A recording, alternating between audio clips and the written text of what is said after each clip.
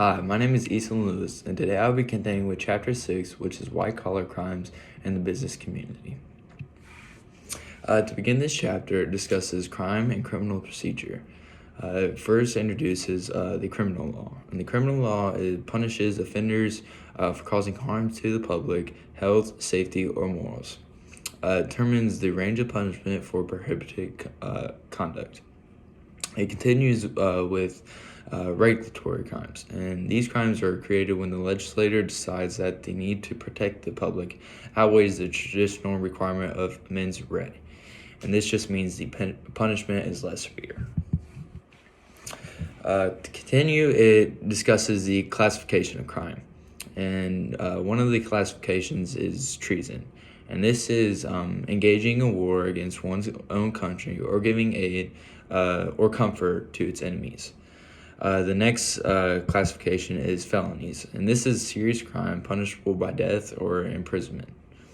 Next is misdemeanors, and misdemeanors are crimes of less severity than felonies. They're punishable by fine or imprisonment in a local jail. And then next is petty crimes, and these are minor crimes that are punishable. Next is the criminal procedure, and when discussing criminal procedure, arrest is commonly brought up, and this is to seize and hold under the authority of law. Next is the probable cause, and this is the reasonable inference from available facts and circumstances that suspect committed the crime. Next is the Miranda rights, and this is the legal rights that a suspect must be given immediately informed upon arrest. Next is booking in the first appearance, and booking is filing of criminal charges against the criminal. First appearance is appearance of the defendant before a magistrate who determines whether there was a probable cause for the arrest. And the next is bail. And bail is the amount of money the defendant pays to the court upon release for custody as security that he or she will return for trial. And then next in the chapter, it discusses indictment, arraignment, and the plea bargaining. Indictment is a formal written accusation in a misdemeanor case.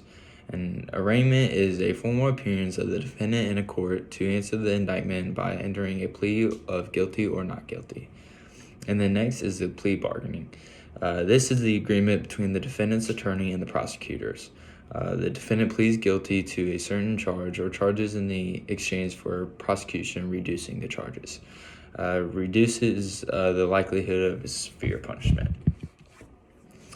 The chapter also discusses what the burden of proof is, and this rests on the prosecutor.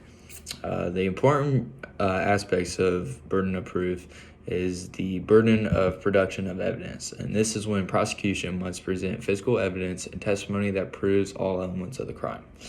Next is the burden of persuasion, and this is when the prosecutor needs to convince the jury beyond a reasonable doubt that the defendant committed the crime. In the chapter, also discusses the defenses, and the variety of defenses include entrapment, insanity defense, duress defense, and mistake of fact defense. Next, the chapter focuses on white-collar crime. And white-collar crime is crime committed in a commercial context by a member of the professional managerial class. Corporates are liable for the criminal acts committed by employees. Within this, the strict liability offense often comes brought up, and this is no state of mind or intent is required, and conditions required to hold corporates liable. Conduct must be within the scope of the employee agent's authority, and actions must be proven to be of some benefit to the corporation. Next, it brings up the arguments against and for the corporate criminal liability. To support the corporate criminal liability, it states fines will prejudice shareholders to ensure that the corporate behaves legally. Next, if corporations are not held liable, incentives to obey laws are absent. And investigating a corporation as an entity is easier and convenient. And then next, the collective decision making should not provide means of escape from punishment. Continues supporting by saying, making scapegoats out of employees must be avoided. It is unfair to single out individuals for a common pattern of criminal behavior, and it is also unfair to allow shareholders to benefit from illegal activities.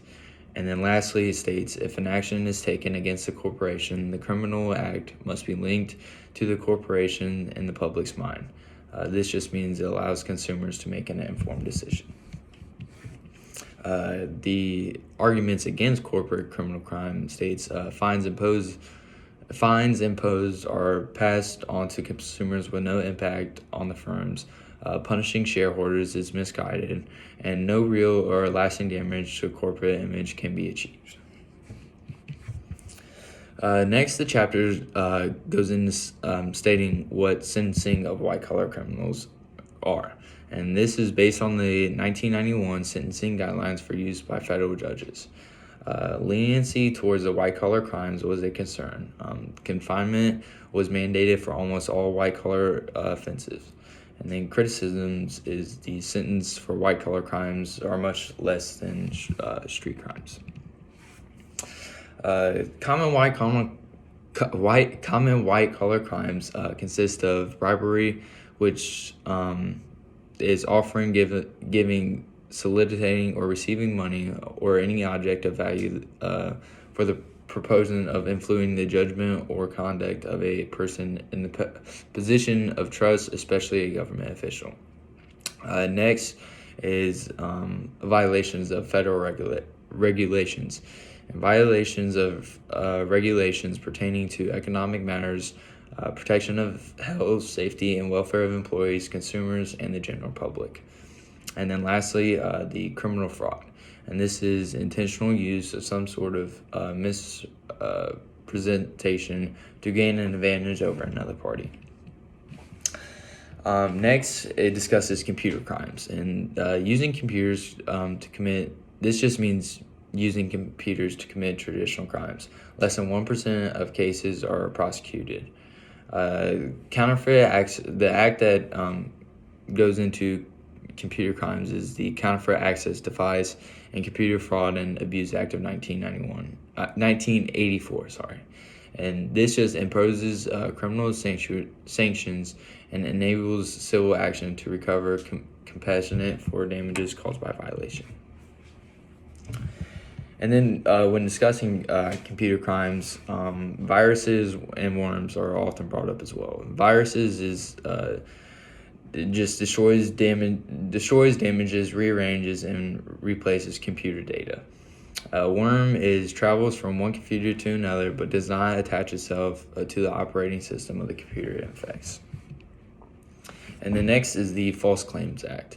This is private citizens may sue employees on behalf of the government for fraud against the government.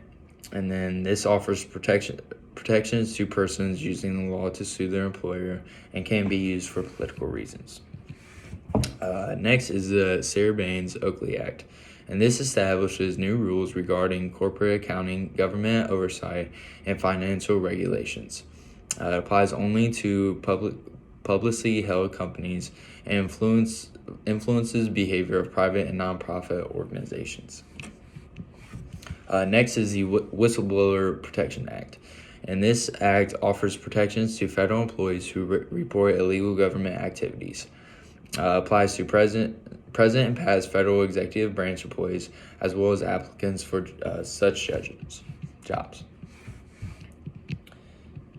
And then that's all I have for chapter 6. I thought the acts of this chapter were very interesting, and learning about all the crimes and such as white-collar crimes and computer crimes was interesting as well.